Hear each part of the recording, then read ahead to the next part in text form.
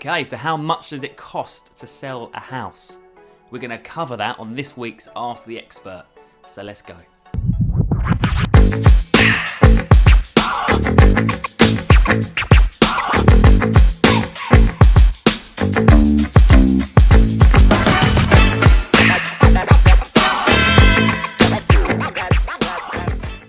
So selling your house really isn't cheap. It can be cheap, but you might have a bit of a painful process, should we say.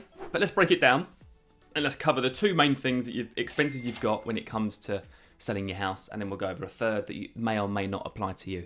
So first and foremost, you've got estate agent fees. Now they can vary. I've recorded another video covering that exact topic, which I'll link somewhere around here. Now, estate agent fees can vary from 5, 6, 7, 800 quid, £1,000 up front if you want to pay up front and pay it whether you sell or not. But the success rate of those estate agents tends to be quite low because once you've paid them, there's no motivation for them to get the house sold. And then the second part of the equation is solicitor fees. Once your agent has found a buyer for your property, you're going to need a very good solicitor to get it through to exchange of contracts where it becomes legally binding. Now, the problem we've got is that there's a 5-month delay between offer acceptance and exchange of contracts, and a lot can change in that time, and between 30 and 40% of property sales fall through before exchange of contracts.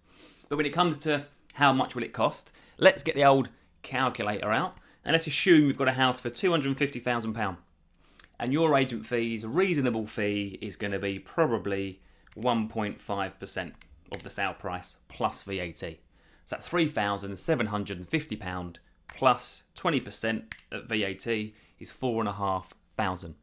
Now, solicitor fees, you can find a solicitor for 700-800 quid, but a good one is going to cost you probably £1,500-1,700 plus VAT plus disbursements. So work that one out. So let's assume £1,750 plus £200 disbursements plus 20% VAT at the time of recording this video, and that's £2,340. So you add that to your £4,500 for selling your property in the first place, that's £6,840. Then you may or may not have removal costs. So a lot of people need help or like to get help packing the house up, putting it into a lorry, driving it to your new place, and those costs can range depending on how far you're moving and how much stuff you've got, how big your house is, how many bedrooms, but you could assume a couple of £1,000 quid for that maybe, and you're £8,840. So you're not going to get much change from £10,000.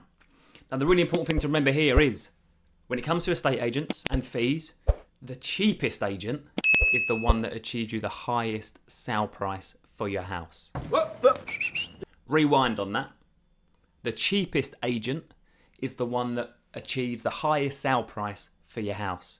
Now, I've got access, and so have you, got access to independent data that shows that agent A might achieve 100% of asking price, and agent B might achieve 96% of asking price. That's a 4% difference. On that 250 house, 4%, that's 10,000 quid. There's your moving costs, swallowed up by a good estate agent. So remember, choose carefully. It will vary how much it costs you to move house, but the crucial thing is that you choose a great estate agent and a great solicitor to physically help you move. Take care.